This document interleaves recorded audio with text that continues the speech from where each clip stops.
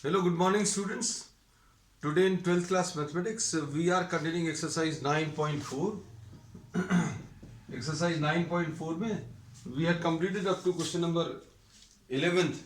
आज की क्लास अभी हम लोग शुरू करें क्वेश्चन नंबर 12 से. क्वेश्चन नंबर 12 में देखिए, ये सारे क्वेश्चन जो है 11 से लेकर आगे के 2-3 क्वेश्चन, उन सभी में 11 से 14 तक आपको पर्टिकुलर सोल्यूशन बताना है. तो एक तो अभी हम लोग कर चुके हैं.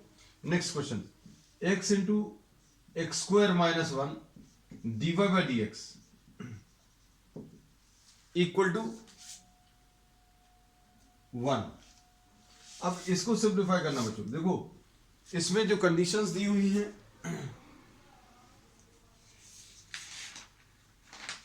इसमें कंडीशंस दी हैं x equal to 2 when y is equal to 0, y equal to 0 at x equal to 2. अब इसको सिंप्लीफाई करना. इसको सिंप्लीफाई करने के लिए अभी हम लोग क्या करेंगे, dy will be equal to dx upon x into x square minus 1. ऐसा लिख लेंगे. The terms of x with dx and the terms of y with dy.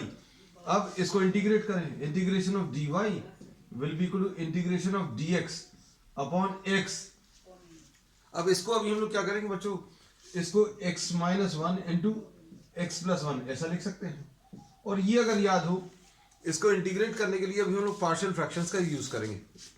और पार्शियल फ्रैक्शंस में अभी हम लोगों ने क्या किया था, 1 upon x into x minus 1 into x plus 1. Since these are linear factors in the denominator, सारे फैक्टर्स बच्चों इसमें लीनियर फैक्टर्स हैं, इसलिए इनके जो पार्शियल फ्रैक्शंस हैं वो कुछ ऐसे लिखे जाएंगे, a upon x plus b upon x minus 1 plus c upon x plus 1. We had discussed a short trick to find out the values of a, b and c directly. कैसे करना है, a का denominator 0 बना लीजिए और a का denominator 0 बनाने पर जो वैल्यू रखनी पड़ेगी, a का डिनोमिनेटर 0 बनाने के लिए जो x की वैल्यू रखनी पड़ेगी वो इधर सब्स्टिट्यूट करना है. और उस फैक्टर में नहीं करना है जहां पर 0 आ रहा है. जैसे इसमें सपोज a का डिनोमिनेटर 0 बनाने के लिए x की वैल्यू 0 रखनी पड़ेगी, तो ये कितना आ जाएगा, इसमें नहीं रखना क्योंकि इसमें 0 आ जाएगा. 0 माइनस 1 इंटू 0 प्लस 1, तो ये बच्चों a की वैल्यू आ गई. This was the short trick, है ना. ऐसे ही b की वैल्यू निकाल सकते हैं. और कन्वेंशनल मेथड जो है वो अभी हम लोग मालूम है, एलसीएम लेकर सिंप्लीफाई करके वैल्यूज रखनी है. अब b की वैल्यू निकालने के लिए क्या करेंगे, इसमें x की वैल्यू 1 रख लीजिए. b का डिनोमिनेटर 0 बनाने के लिए x की वैल्यू 1 रखनी पड़ेगी, तो b की वैल्यू निकालने के लिए यहां पर x की वैल्यू 1 रख दो. x की वैल्यू 1 रख दी. इस फैक्टर में नहीं रखेंगे क्योंकि इसमें रखने पर 0 आएगा. तो b की वैल्यू बच्चों 1/2, a की वैल्यू 1 और c की वैल्यू भी बता सकते हैं बच्चों. a की वैल्यू बच्चों -1 आएगी, a की वैल्यू -1. अब उसका c की वैल्यू बताने के लिए x इक्वल टू -1 रख लो. c का डिनोमिनेटर 0 बना लो. c का डिनोमिनेटर 0 बनाएंगे तो x की वैल्यू -1 रखना पड़ेगा. x की वैल्यू -1 यहां पर रख लो, तो कितना आएगा, 1 अपॉन -1 -1. इसमें नहीं रखेंगे क्योंकि इसमें रखने पर 0 आएगा, तो इससे बच्चों c की वैल्यू मिल जाएगी. तो ये कितना आ जाएगा, -1 इंटू, तो c की value 1/2. This is how we find out the values of a, b and c. Conventional method बच्चों मालूम है, हम एक बार फिर से डिस्कस करेंगे. This will be written as integration of dy is equal to, यहां पर क्या आएगा बच्चों, a अपॉन एक्स. a कितना है, -1 upon x plus b upon x minus 1. तो b की वैल्यू बच्चों कितनी है, 1/2 upon x minus 1 plus c upon, c की वैल्यू भी 1/2 अपॉन एक्स प्लस 1. और इस पूरे का इंटीग्रेशन, इसको सॉल्व कर लीजिए. इंटीग्रेशन बहुत सिंपल है, सिर्फ पार्शियल फ्रैक्शंस है वो थोड़ा सा मुश्किल रहता है. कन्वेंशनल मेथड भी अभी हम आपको लिख भर दे रहे हैं, तो सॉल्व कर लीजिएगा. 1 upon x into x minus 1 into x plus 1 is equal to x into x minus 1 into x plus 1, a into x minus 1 into x plus 1 plus b into x plus 1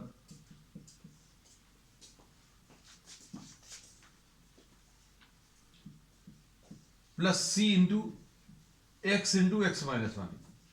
LCM लेकर ये terms तो cancel हो जाएंगे, और अब क्या करोगे, x की वैल्यू 0 रख लो, 1 is equal to a into values बच्चों बिल्कुल वैसी आएंगी। तो देखो a की वैल्यू -1 आ गई,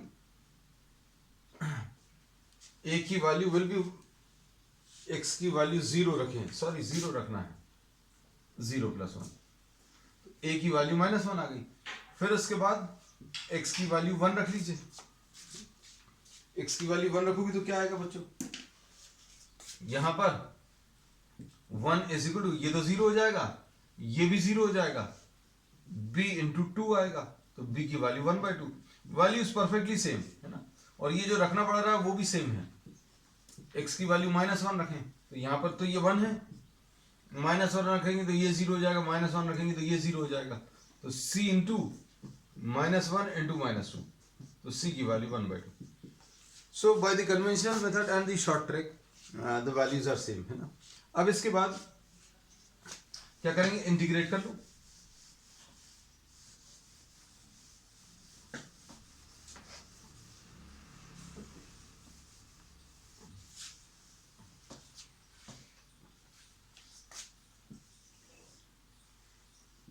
y is equal to minus log x plus 1/2 log x minus 1 plus 1/2 log of x plus 1। बस ये आंसर आ गया बच्चों, प्लस c। अब ये बच्चों जनरल सोल्यूशन कहलाता है जिसमें c आ रहा है ना। अब पर्टिकुलर सोल्यूशन मतलब एक पर्टिकुलर वैल्यू आएगी c की, वो पर्टिकुलर वैल्यू ऑफ c निकालने के लिए आपको कुछ बाउंड्री कंडीशंस दी रहेंगी, मतलब x की वैल्यू 2 जब y की वैल्यू 0, तो इसमें ये वैल्यूज सब्स्टिट्यूट करो बच्चों। ये अगर वैल्यू सब्स्टिट्यूट करेंगे तो कितना आएगा, y की वैल्यू 0 इक्वल टू x की वैल्यू 2 है, x की value 2 perfectly okay, minus log 2 plus 1/2 log 1, ऐसा कुछ है। और यहां पर क्या है बच्चों, यहां पर है 1/2 log 3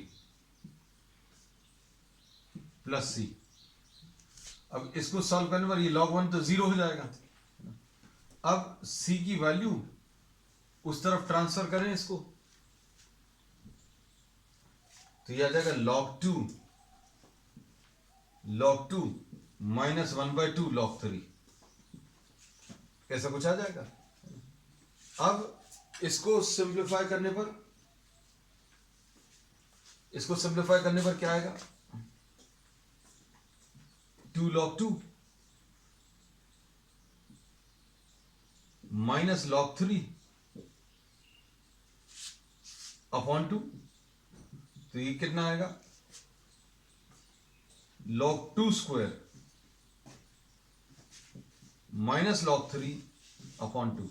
ये 2 जो है सामने ये पावर में आ जाएगा, तो ये log 4 आ जाएगा, तो ये log 4 minus log 3 divided by 2। बच्चों एक बार कांस्टेंट का आंसर देख लेते हैं अभी हम लोग। इसमें क्वेश्चन नंबर 12, जस्ट 1 मिनट।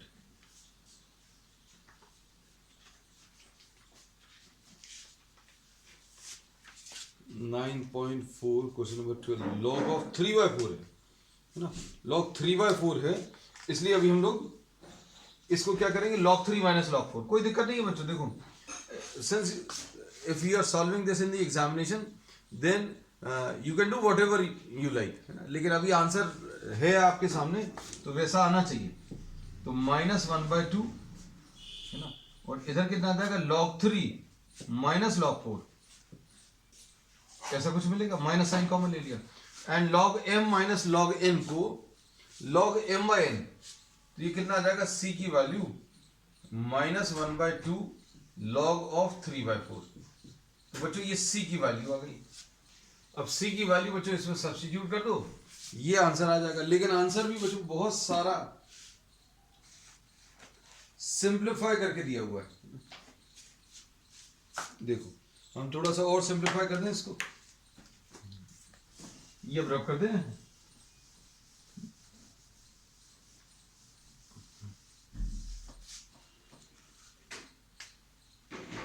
ये y is equal to minus log x plus 1/2 common, इधर 1/2 अगर कॉमन लेंगे तो log x minus 1 plus log x plus 1 ऐसा कुछ आएगा। एंड प्लस c, तो c की वैल्यू कितनी है? Minus 1/2 log of 3/4। Value substitute करी, इसमें से 1/2 कॉमन लिया। अब log m plus log n को क्या होगा? ये m इंटू n, तो ये minus log x plus 1/2 log of x minus 1 into x plus 1, ऐसा कुछ आएगा। इसको x स्क्वायर माइनस 1 लिख दें और इधर एलसीएम ले लें, तो कितना आ जाएगा? Minus 2 log x। इसमें एक काम करते हैं बच्चों, देखो ये माइनस साइन लगा है, ये ऐसा लिख लिया, ऊपर नीचे 2 से मल्टीप्लाई किया, 1/2 कॉमन ले लेना है इन दोनों में से, तो ये कितना आ जाएगा? log of x square minus 1। log x square minus 1 है और ये 1/2 बाहर ले लिया, तो कितना बचेगा? Minus 2 log x।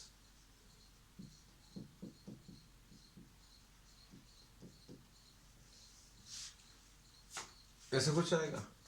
और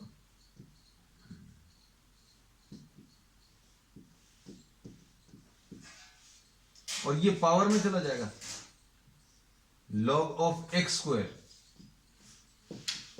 बस फिनिश बच्चों, इतना ही सा है। अब इसमें जनरली एग्जामिनेशन में अभी हम लोग मन में आता है कि किस स्टेज तक जाना है। तो एग्जामिनेशन में if you are having this sort of term, अगर ऐसा कुछ आ गया तो बस ये देख लेना, लॉग वाले टर्म्स को आप सिंप्लीफाई कर लेना। लॉग वाले टर्म्स को थोड़ा सा सिंप्लीफाई कर सकते हैं, कांस्टेंट जरूरी नहीं है बहुत ज्यादा सिंप्लीफाई करें, है ना।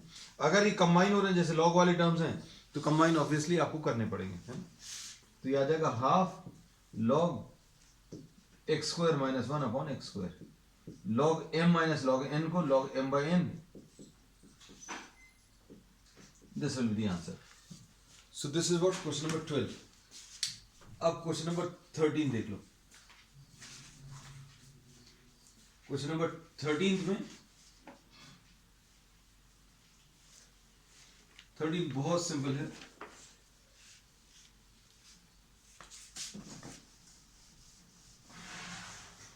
After a lengthy problem, a lengthy solution, we are having, I think this will be a very short one.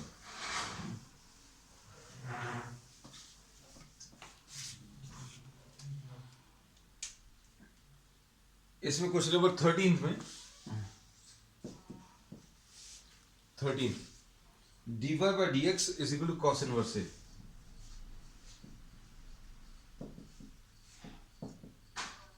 cos inverse of A, तो क्या लिखेंगे? dy will be equal to cos inverse of A into dx, ऐसा लिख सकते हैं, है ना। अब इसमें बच्चों एक और चीज जो दी हुई है वो क्या? x इक्वल टू 0 पर y की वैल्यू 2 है। x equal to 0 and y equal to 2,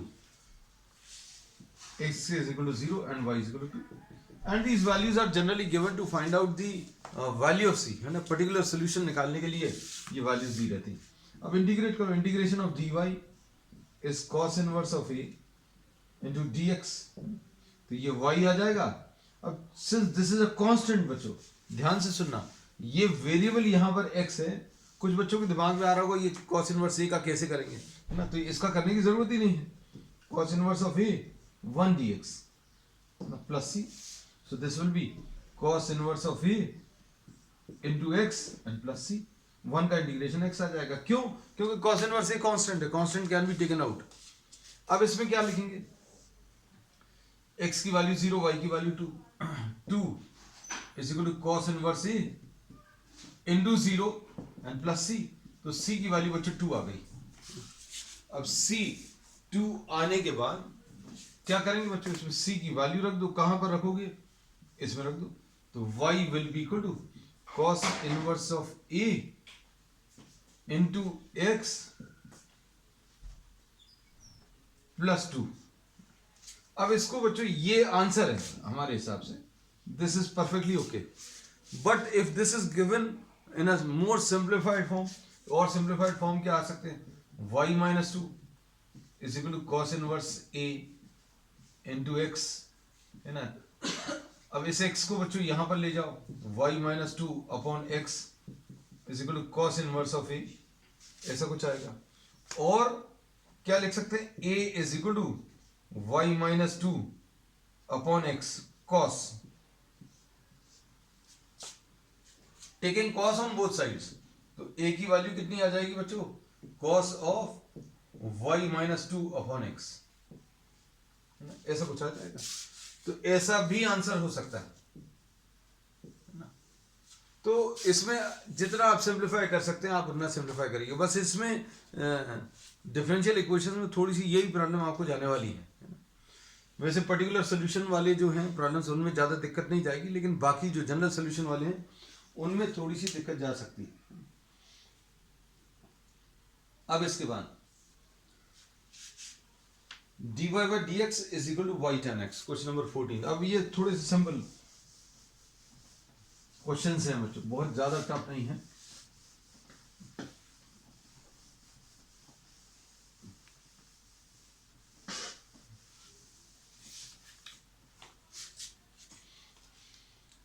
question number 14, question 14 में dy by dx is equal to y tan x, dy by dx is equal to y tan x, this is given। और इसमें values जो दी हैं क्या, x is equal to 0 and y is equal to 1, x equal to 0 and y equal to 1, x equal to 0 and y is equal to 1, this is given। अब इसको अगर आपको simplify करना तो dy upon y is equal to tan x into dx, ऐसा कुछ आएगा। अब क्या करें, इसको इंटीग्रेट कर लो, integration of dy upon y will be equal to integration of tan x dx, ऐसा लिख सकते हैं। अब ये कितना आएगा, ये आ जाएगा log y, log y। अब tan x का इंटीग्रेशन क्या आता है बच्चों, ये कम यूज होता है इसलिए अभी हम इसको याद करा देते हैं, log sec x। अभी आप इसको डिफरेंशिएट करके भी सोच सकते हैं, log sec x का डिफरेंशिएशन क्या आएगा, 1 sec x आएगा, और sec x का क्या आ जाएगा, sec x tan x, तो sec x कैंसिल होगा, tan x is the answer, है ना। अगर ये सही है तो इसका डिफरेंशिएशन करने पर ये आएगा, चेक कर दिया, तो ये log sec x ठीक प्लस log c। बच्चों अगर सारी चीजें किसके टर्म्स में, log के टर्म्स में, तो log के टर्म्स में कांस्टेंट लेना भी फायदा देता है। क्या फायदा देगा, देखो log y will be equal to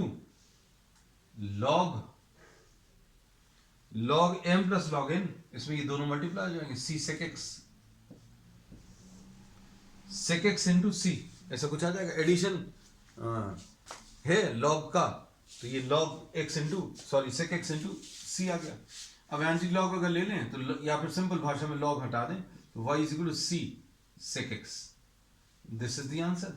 लेकिन अब ये दिया हुआ है x इक्वल टू 0 पर y की वैल्यू 1 है ना, तो y की वैल्यू 1 रख लो, c आ गया और ये sec 0 आ गया, और sec 0 यानी cos 0 का रेसिप्रोकल cos 0 1 होता है, तो इसका आंसर 1 है, ये 1 है बच्चों, ये 1 अगर है तो c की वैल्यू 1 आ गई, तो आंसर कितना आ जाएगा, y is equal to sec x। बहुत सिंपल आंसर, ठीक है। क्वेश्चन नंबर 14 थे बच्चों ये। अब इसके बाद क्वेश्चन नंबर 15 देखो,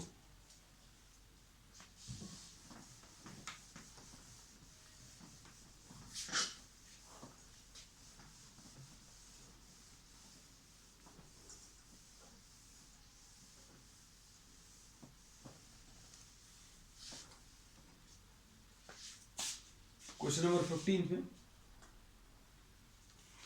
इसमें वैल्यूज नहीं दी है ना? हाँ, इसको simple simplify. Find the equation of a curve passing through the point 0 0, अच्छा दिया है, and whose differential equation is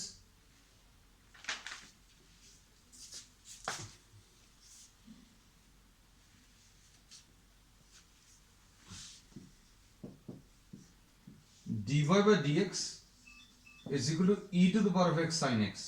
इसको सॉल्व करना है और ये 0 0 से पास हो रहा है, इसका मतलब ये है x की वैल्यू 0 और y की वैल्यू भी 0 है।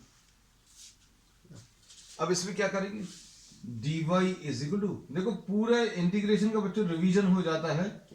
जिन लोगों ने इंटीग्रेशन बहुत अच्छे से किया उनको तो फायदा है, और जिन्होंने नहीं किया उनको ये फायदा है कि you can go through the entire integration in this exercise. सारे कॉन्सेप्ट्स बच्चों यूज हो रहे हैं, नियरली सारे कॉन्सेप्ट। अब इसको इंटीग्रेट कर लो,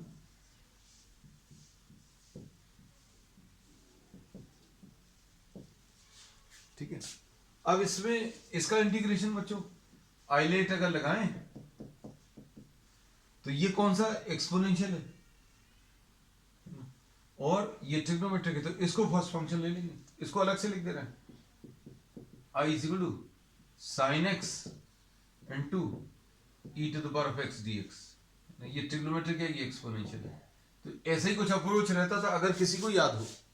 ये फर्स्ट फंक्शन है, ये सेकंड फंक्शन है। फॉर्मूला क्या है, first into second is equal to first integration of second minus integration of differentiation of first into integration of second. ऐसा लिख सकते हैं। अब क्या आएगा इसमें, देखो फर्स्ट फंक्शन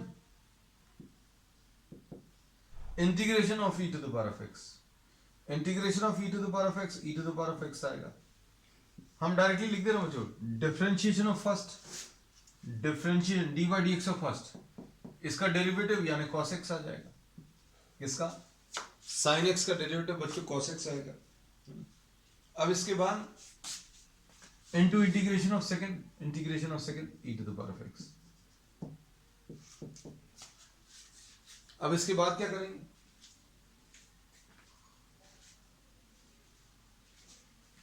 इसमें फिर से इंटीग्रेशन बाय पार्ट्स यूज कर लो बच्चों।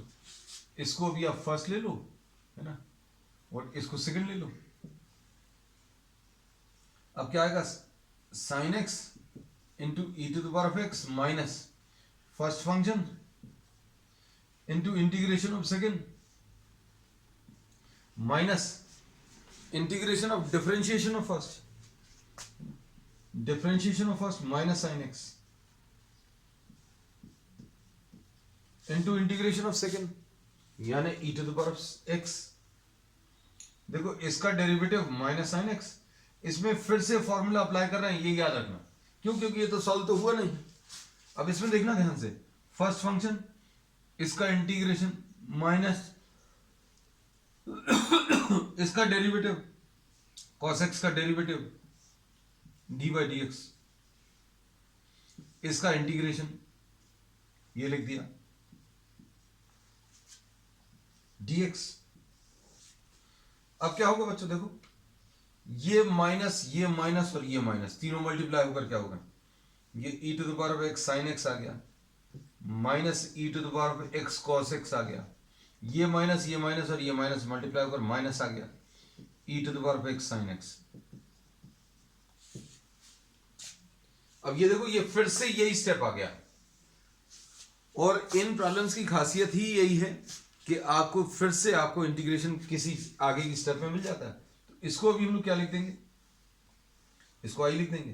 तो ये माइनस आई है, यहां पर आई लिखा था, यहां पर क्या आ गया माइनस आई, इसको इधर ले आएंगे। इसको क्या लिख दिया बच्चों, आई, तो ये माइनस आई आया, इसको इधर ले आएंगे तो ये 2i is equal to e to the power of x into sine x minus cos x. तो i की वैल्यू कितनी आ जाएगी बच्चों, i अगर निकालना तो ये इधर से हटाकर नीचे इधर ट्रांसफर कर देंगे। तो इसका इंटीग्रेशन y आ गया बच्चों, और इसका इंटीग्रेशन बहुत सिंपल सा जिसको करने में अभी हमें बहुत मेहनत लगी है ना, sine x minus cos x plus c. अब क्या करना बच्चों, अब इसमें आपको x की वैल्यू 0 और y की वैल्यू 0 रखना है। x की वैल्यू 0 और y की वैल्यू 0 अगर रखें, ये 0 आ गया, e के ऊपर 0 यानी 1/2 आ गया है ना, और इधर साइन 0 यानी 0 आ जाएगा, माइनस कॉस 0 यानी 1 आ जाएगा, प्लस c। तो c की वैल्यू कितनी आ जाएगी बच्चों, 1/2। c की वैल्यू इसमें 1/2 आ जाएगी। तो आंसर कितना आ जाएगा बच्चों, आंसर चेक कर लें इसका, बहुत सारे क्वेश्चन से अभी हम लोग। So the answer to this is perfectly okay. चलो थोड़ी सी मेहनत करनी पड़ेगी इसमें भी।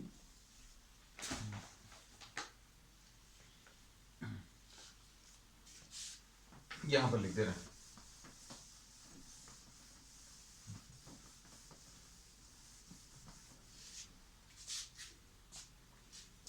कितना आएगा, y is equal to e to the power of x upon 2 into sine x minus cos x, और c की वैल्यू कितनी आई थी, 1/2। तो ये 1/2 तो कॉमन आ जाएगा, तो ये 2y is equal to e to the power of x into sine x minus cos x and plus 1। और इसको सॉल्व करने पर और भी सॉल्व किया, यस 2y माइनस 1। अब देखो बच्चों, अगर ये लिख कर आओगे या ये लिख कर आओगे, does not make much of a difference, है ना, बस finish. This is the answer. Question number 16 देख लीजिए।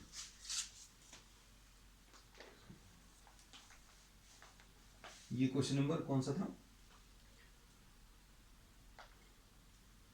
ये क्वेश्चन नंबर 15 था। क्वेश्चन नंबर 16,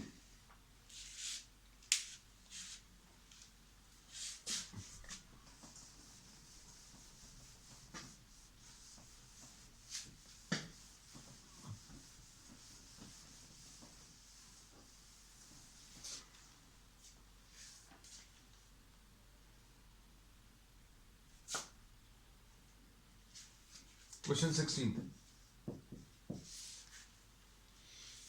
इसमें क्या दिया है, differential equation xy dy by dx, xy dy by dx is equal to x plus 2 into y plus 2।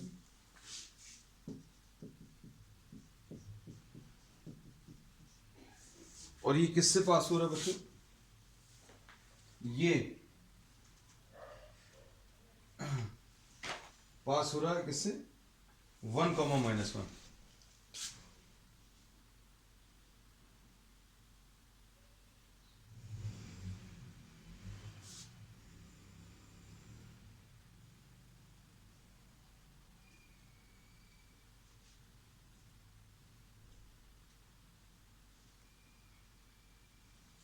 This passes through 1, -1, मतलब x की वैल्यू 1 और y की वैल्यू -1। अब देखना, इसमें y dy upon y plus 2 और is equal to dx x plus 2 upon x into dx, ऐसा कुछ लिख सकते हैं। अब इसके बाद क्या करेंगे बच्चों, इसमें इसको थोड़ा सा सिंप्लीफाई करेंगे। कैसे, इंटीग्रेट कर लो, y plus 2 minus 2 upon y plus 2 dy, plus 2 minus 2 किया, और इसको क्या करेंगे बच्चों, x upon x plus 2 upon x dx, ऐसा लिख लिया। ये कितना आ जाएगा, y plus 2 upon y plus 2 minus 2 upon y plus 2 dy is equal to 1 plus 2 upon x dx। अब इसको सिंप्लीफाई करिए, ये आ जाएगा 1 का इंटीग्रेशन y आ जाएगा, ये तो 1 आ गया बच्चों, y आ जाएगा -2 log y plus 2 is equal to x plus 2 log x and plus c। ऐसा कुछ बच्चों आंसर में मिलेगा। अब क्या करेंगे, ये 1 कॉमा -1 से पास हो रहा है, x की वैल्यू 1, y की वैल्यू -1, x की वैल्यू 1, y की value -1,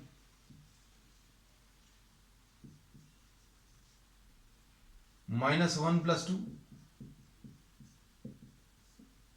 1 plus 2 log 1 plus c। तो बच्चों log 1 तो 0 होता है, ये भी log 1 आएगा तो ये भी 0 हो गया। अब क्या बचेगा, सिर्फ ये 1 और -1 इधर ले आएंगे तो c की वैल्यू -2 आ गई, है ना। तो बस आंसर आ गया। हमारे हिसाब से बच्चों आंसर यहीं पर ये खत्म हो जाता है। लेकिन अगर आपको और सिंप्लीफाई हो सकता है तो और सिंप्लीफाई कर लीजिएगा, y minus 2 log y plus 2, इसको उधर ले जाएं, y is equal to 2 log y plus 2 plus x plus 2 log x and plus c की वैल्यू बच्चों कितनी, -2 है। बस इसको थोड़ा सा सिंप्लीफाई करना है। अब ये कितना आ जाएगा, y माइनस एक्स, जैसा सिंप्लीफाइड फॉर्म में है वैसा अभी हम लोग लेने की कोशिश कर रहे हैं। ये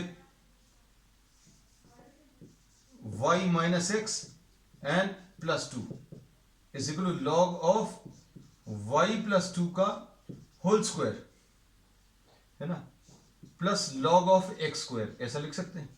और ये दोनों कंबाइन हो जाएंगे, ये लॉग ऑफ